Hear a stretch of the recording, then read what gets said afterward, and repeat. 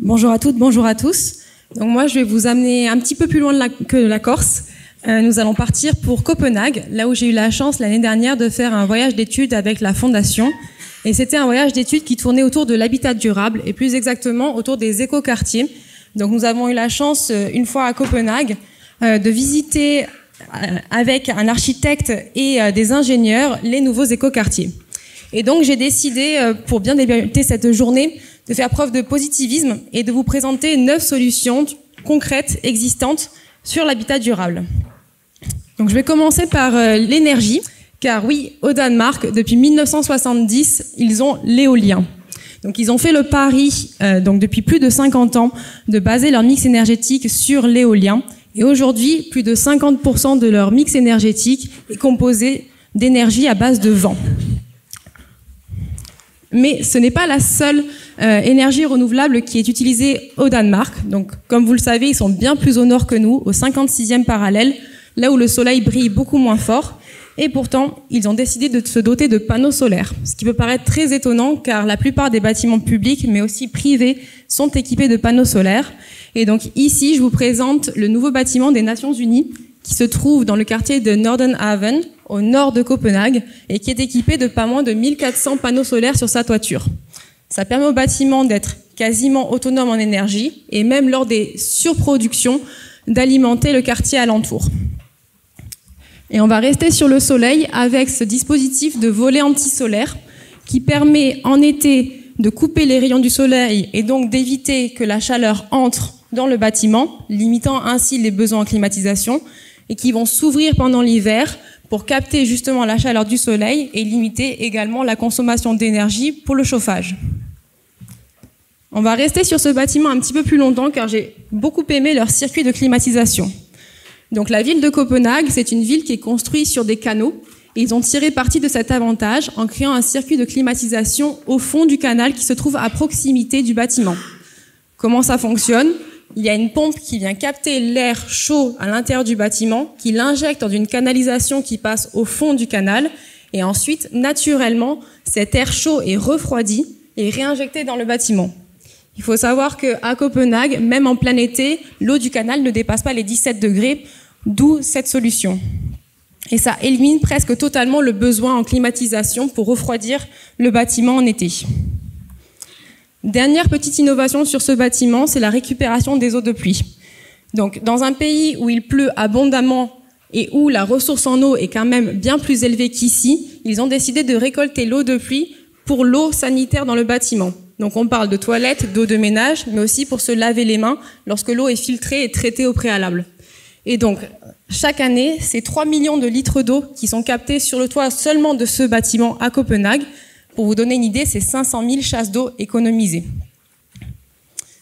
On va aller un petit peu plus loin dans la ville de Copenhague avec l'incinérateur. Donc, le nouvel incinérateur de Copenhague a été inauguré en 2017 et il fournit du chauffage et de l'énergie à bas carbone pour donc 140 000 ménages au niveau du chauffage et 550 000 habitants qui se fournissent en électricité grâce aux 400 000 tonnes de déchets qui sont incinérés dans ce nouvel incinérateur très puissant.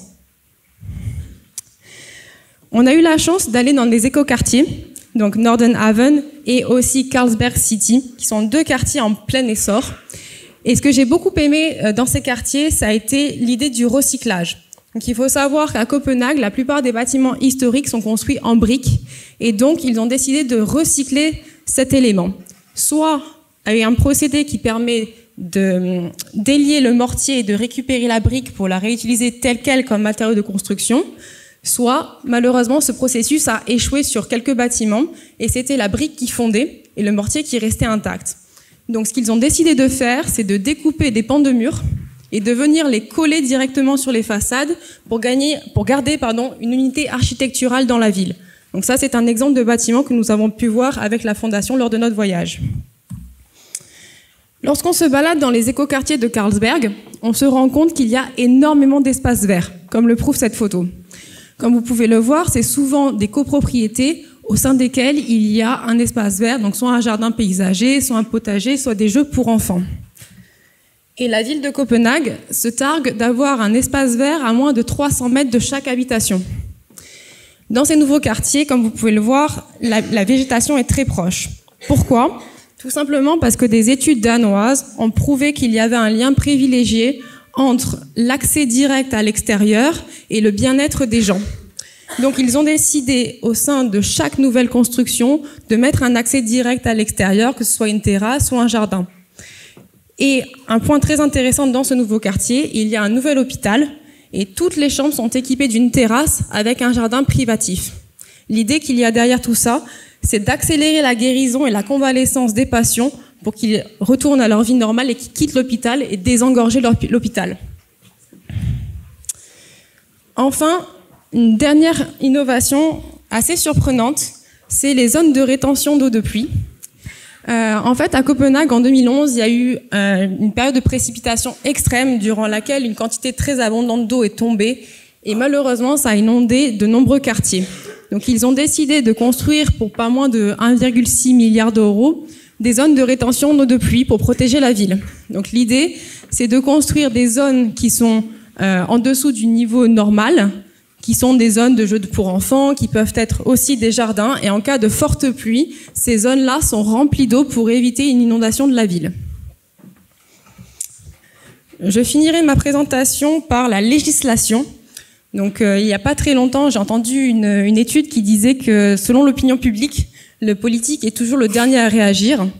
Et c'était contrecarré par quelqu'un qui nous parlait des normes et des réglementations qui viennent contraindre l'industrie.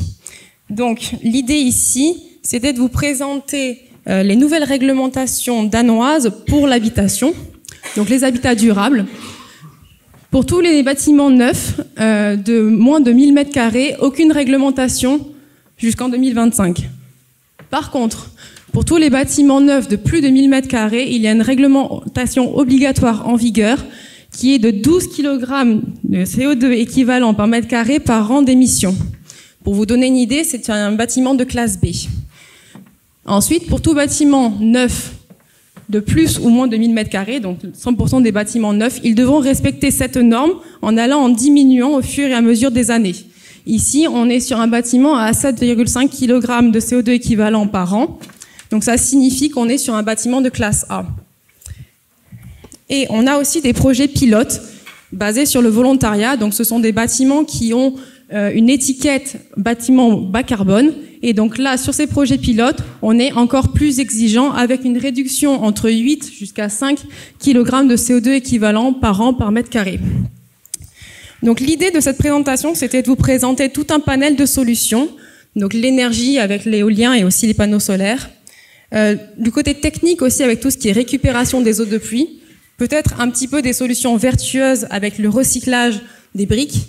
Et aussi du côté administratif avec la réglementation. Donc ce sont des solutions existantes, concrètes, et que j'espère peut-être voir en place un jour en France et en Corse. Merci à tous. Merci Marion.